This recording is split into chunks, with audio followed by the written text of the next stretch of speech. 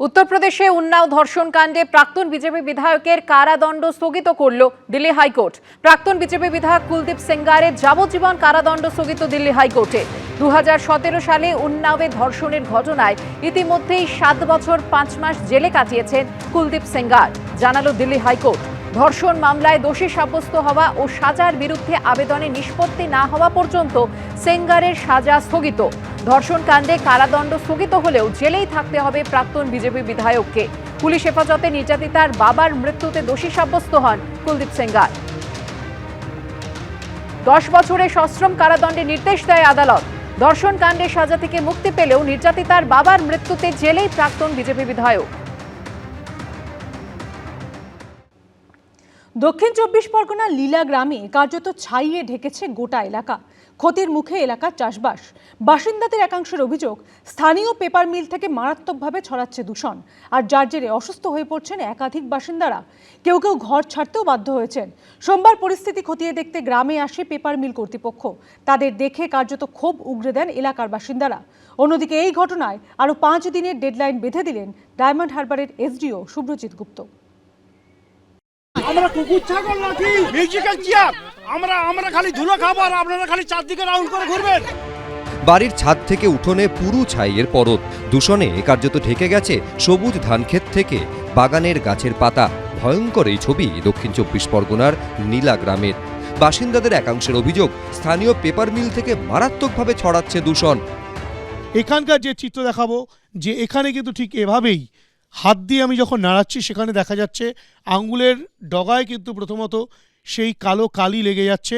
তার পাশাপাশি গোটা ছাদ জুড়ে এভাবেই কালো আস্তরণ পড়েছে পোড়া কয়লার। আমরা রাতে ধোঁয়া কালি, জল খেতে পারছি নি, ঘুমোতে পারছি নি, আমাদের ছেলে মেয়েরা পড়াশোনা করতে পারছি নি, আওয়াজ প্লেনের মতো। এইভাবে আমরা কিভাবে বাঁচবো? 2 দিন ছাড়া অপারেশন হচ্ছে, কার চোখ নষ্ট, কার শ্বাসকষ্ট হচ্ছে। ডায়মন্ড হারবার বিধানসভা কেন্দ্রের মধ্যে পড়ে এই নীলা গ্রাম। সেখান থেকে প্রায় 1 কিলোমিটার দূরে ফলতা বিধানসভা কেন্দ্রের আওতায় রয়েছে এই পেপার মিল। সেই কারখানা কর্তৃপক্ষের বিরুদ্ধে একগুচ্ছ অভিযোগ তুলেছেন গ্রামবাসীদের একাংশ। দূষিত জল, পচা গন্ধ, মাঝে মাঝে খাল থেকে এমন সাদা, নীল, কালো বিভিন্ন রকমের জলের কালার বেরোচ্ছে। 5 থেকে 7টা গ্রাম দূষিত হয়ে যাচ্ছে, চাষ হচ্ছে না। যখন আমরা আন্দোলনের মাধ্যমে গেটের সামনে যাচ্ছি, কোম্পানি নিপন কোম্পানির পেপার মিল, যখন ওখানে যাচ্ছি ওখান থেকে আমরা তাড়া করছি। এই দূষণের জেরে বাড়িও ছাড়তে বাধ্য হয়েছেন অনেকে। আমার 3টে ছেলে সব বাড়ি ছেড়ে চলে গেছে এই নোংরার জন্য, টিকতে পারছে না। স্থানীয় বাসিন্দাদের আরও অভিযোগ, স্থানীয় প্রশাসন থেকে জনপ্রতিনিধিদের জানিয়েও কোনো সুরাহা হয়নি। আমাদের এসডিও, আমাদের বিডিও, আমাদের ডিএম, আমাদের পলিউশন আমাদের কাছে, আমরা রাত দিন ওদের কাছে যাচ্ছি, আমরা ওদের কাছ থেকে ফিরে আসতেছি। এরই মধ্যে সোমবার পরিস্থিতি খতিয়ে দেখতে গ্রামে আসে পেপার মিল কর্তৃপক্ষ। তাদের সামনে পেয়ে ক্ষোভ উগরে দেন গ্রামবাসীদের একাংশ। আমরা কুকুর ছাগল নাকি? আমরা ব্যাক ফিল্টার লাগিয়েছি, এবারে আমরা দেখতে আসছি যে ওইটা করার পর কতটা ইমপ্রুভমেন্ট আসছে। Musical chair? আমরা খালি ধুলো খাবো আর আপনারা খালি চারদিকে রাউন্ড করে ঘুরবেন। আমি চেষ্টা করছি যে সবাইকে সাথে নিয়ে প্ল্যানটা যাতে চলে এবং আপনাদের যে সমস্যাটা, ওই সমস্যাটা যাতে সলভ করতে পারি। এটা খুব দ্রুত আমরা চেষ্টা করব, এটা যেন সলভ হয়ে যায়। অন্যদিকে এই ইস্যুতে কার্যত দায়িত্ব এড়িয়ে যেতে দেখা যায় স্থানীয় বিধায়ককে। নিপন পেপার মিলের দূষণ হচ্ছে, তবে আপনি যতটা করে বলছেন অতটা নয়, তাই দূষণ হচ্ছে। কিন্তু প্রশাসন ব্যবস্থা নেবে কি করে? এটা ফলতা থানার মধ্যে পড়ে, আমাদের কোনো করণীয় নেই। যদিও পেপার মিল কর্তৃপক্ষকে ব্যবস্থা নিতে 5 দিন সময় দিয়েছে প্রশাসন। ওনাকে একটা 10 দিনের টাইম দেওয়া হয়, 10 দিন টাইম অলরেডি পেরিয়ে গিয়েছে। বিডিও সাহেবকে আবার রিকোয়েস্ট করেছি যে ইমিডিয়েটলি আবার ডেকে আজকালকের মধ্যেই ওই কারখানার যিনি মালিক আছেন তাকে ডেকে আর একটা 5 দিন টাইম দিতে। যদি উনি এটা না করেন, কমপ্লায়েন্স না হয়, তাহলে আমরা পলিউশন কন্ট্রোল বোর্ডে আমরা এটা জানাবো। কবে এই দূষণ থেকে রেহাই মিলবে, আপাতত সেই অপেক্ষায় ভুক্তভোগী গ্রাম। হিন্দোল দে, এবিপি আনন্দ। রাজ্যের উত্তর থেকে দক্ষিণ দিকে দিকে গ্রেপ্তার বাংলাদেশি।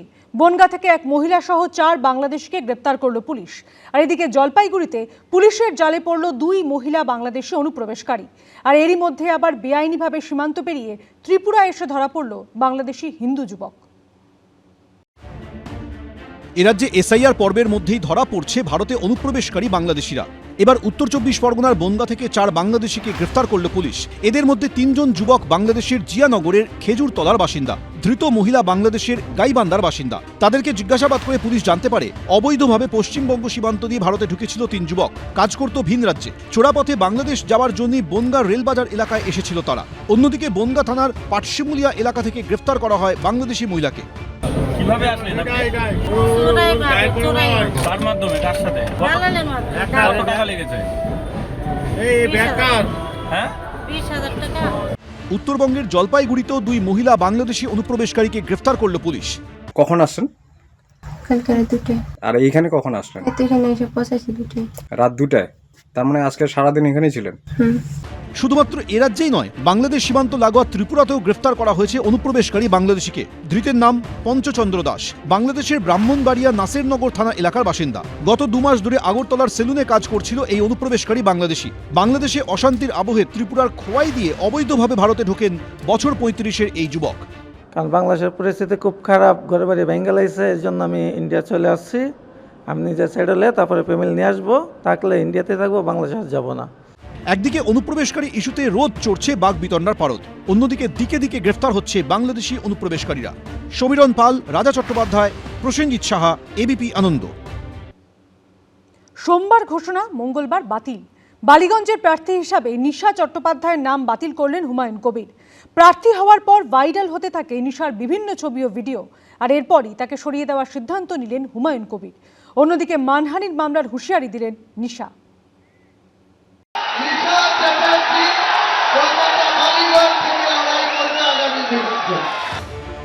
মাত্র 24 ঘন্টা পেরোলো, তার মধ্যেই দিগবাজি।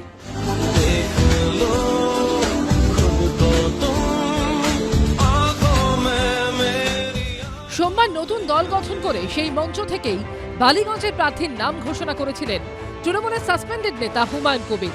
মঙ্গলবারই সেই প্রার্থীর নাম বাতিল করলেন ভরতপুরের বিধায়ক।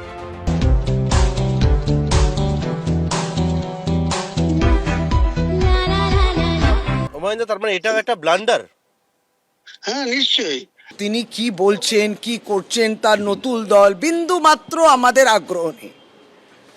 এর ভবিষ্যৎটা কি হবে তিনি ঠিক করুন। এটা তার ব্যক্তির পরিচয়, তার স্বার্থ এবং তাকে কে পরিচালিত করছেন, পিছনে কোন অদৃশ্য হাত আছে, কোথায় অদৃশ্য ফান্ডিং আছে, এটা বাংলার মানুষ বোঝে। সোমবার জনতা উন্নয়ন পার্টি গঠন করে 9টি বিধানসভা কেন্দ্রের প্রার্থীর নামও ঘোষণা করেন হুমায়ুন কবির। তার মধ্যে কলকাতার একটি মাত্র কেন্দ্রের প্রার্থীর নাম ঘোষণা করেন, সেটি হচ্ছে বালিগঞ্জ কেন্দ্র। প্রার্থী হিসেবে নিশা চট্টোপাধ্যায়ের নাম ঘোষণা করেন তিনি। আগামী বিধানসভা নির্বাচনে আমাদের দলীয় পতাকা বা সিম্বল নিয়ে লড়াই করবেন কলকাতা বালিগঞ্জ কেন্দ্রে, যেখানে বাবুল সুপ্রিয় প্রার্থী আছে, নিশা চ্যাটার্জি। এরপরই সোশ্যাল মিডিয়ায় দেওয়া নিশা চট্টোপাধ্যায়ের বিভিন্ন ছবি ও ভিডিও ভাইরাল হতে থাকে, জানিয়ে শুরু হয় বিতর্ক। তারপরই বালিগঞ্জ কেন্দ্র থেকে নিশার নাম সরিয়ে নেন হুমায়ুন কবির। আমার জানা ছিল না উনি একজন সেলিব্রিটি, এটাই জানতাম। কিন্তু প্রার্থী ডিক্লেয়ার করার আধ ঘন্টার মধ্যেই টিএমসির বিভিন্ন যে আইটি সেল বা বিভিন্ন রকম অনলাইনে যেসব ফেসবুকে তেনার কিছু ছবি ভাইরাল হয়েছে, তাতে আমার মনে হয়েছে যে আমার শুরুটা এই ধরনের কোনো ব্যক্তিকে বিধানসভার মতো পবিত্র জায়গায় পাঠানোর জন্য বা আইন প্রণয়নকারী সদস্য হিসাবে পাঠানোর জন্য মানুষ আমাকে ভুল বুঝতে পারে। তাই আমি সেটা 24 ঘন্টা যেতে না যেতেই রাত্রেই সিদ্ধান্ত নিয়েছি যে এটাকে প্রার্থী রূপে রাখবো না। নিশা চট্টোপাধ্যায়ের নাম বাতিলের পর বালিগঞ্জের সংখ্যালঘু সম্প্রদায়ের কাউকে প্রার্থী করবেন বলে জানিয়েছেন হুমায়ুন কবির। আমি 1 সপ্তাহের মধ্যে বালিগঞ্জের কোনো একজন মুসলিমকে প্রার্থী হিসাবে তুলে ধরব। ওখানে আমি খোঁজ নিয়ে দেখেছি যে বালিগঞ্জে প্রায় 50-50% কাছাকাছি মাইনরিটি ভোটার আছে। এই প্রেক্ষাপটে হুমায়ুনের আক্রমণের পাল্টা জবাব দিয়েছেন নিশা। একটা বাঙালি মেয়ের ওপর দিয়ে তোমরা এখন একটা মুসলিম সমাজ চালিয়ে দিচ্ছে আমাকে, মানে আমাকে এমন করলো যে আমি আপও হলো, আমি ডাউনও হলাম। এটার মানেটা কি? আমি তো এটাই জানতে চাই। আমি চাচার কাছে এটাই জানতে চাইবো আমার ভুলটা কি ছিল। আমার যদি এটাই ভুল ছিল তাহলে তো আপনার দেখে শুনে, আপনার তো এত মানে সংগঠন আছে, এত মানুষ আছে, তো নিশ্চয়ই আমার নাম যখন নিয়েছেন আপনি তো কিছু দেখে তো নিয়েছিলেন। সেই দেখাটার পর সেই দেখা কোথায় গেল? তার জন্য আমি মানহানি মামলা করব। আর আমার আমি যা ট্রোল হচ্ছি, আমি যা সাফার হচ্ছি, তার জন্য যদি আমার কিছু করে ফেলি বা কিছু যদি আমার মা বাবা বা ফ্যামিলির কিছু হয়ে যায়, তাহলে সেটা দায়ী কে নেবে? প্রার্থী চলে গেল, প্রার্থী বদল, এখন বলছেন নাকি ওকে কে নিয়ে এসেছিল। মানে কি এটা?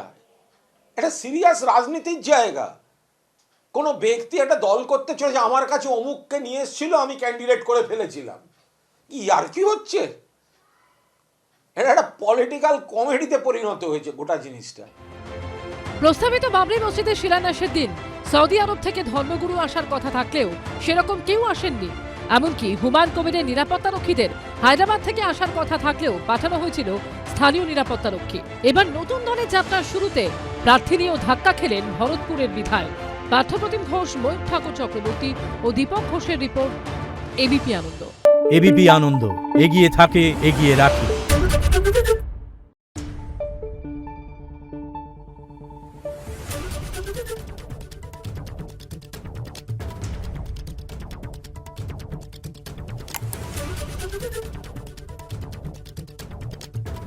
Thank you.